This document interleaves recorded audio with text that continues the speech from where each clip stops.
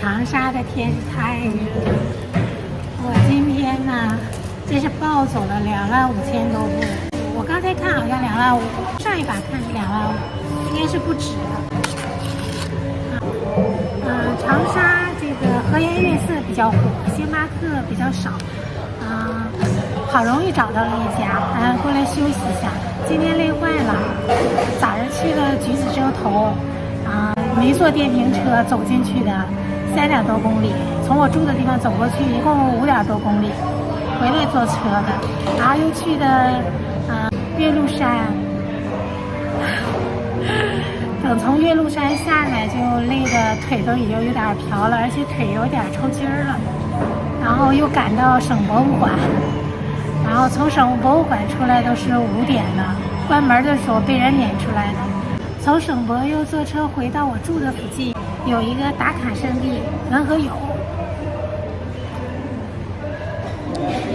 刚才在里面，拍了好多照片，那里特意做成70、80年代那个样子，里面人好多呀，在那吃个晚饭，吃完饭过来上星巴克休息一下。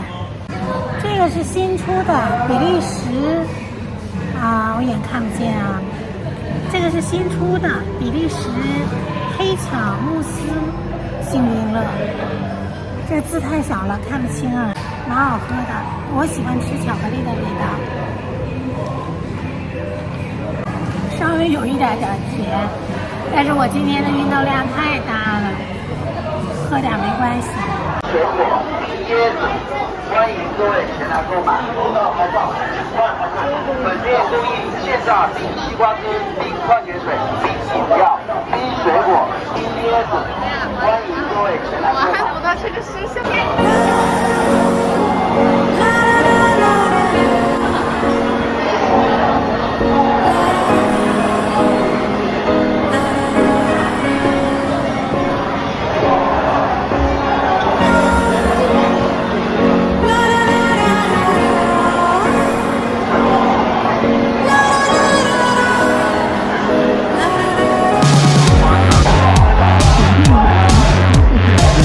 这个夏天的雨季是这样的难。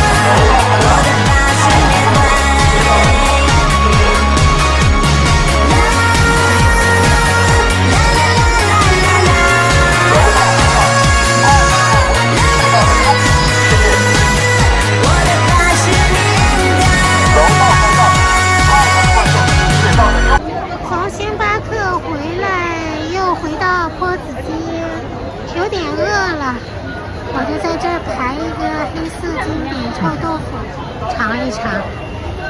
哎呀，在长沙就是买各种小吃都要排队。好热呀！妈呀，太好吃了！这个长沙的臭豆腐太好吃了，这个有点辣，特别辣。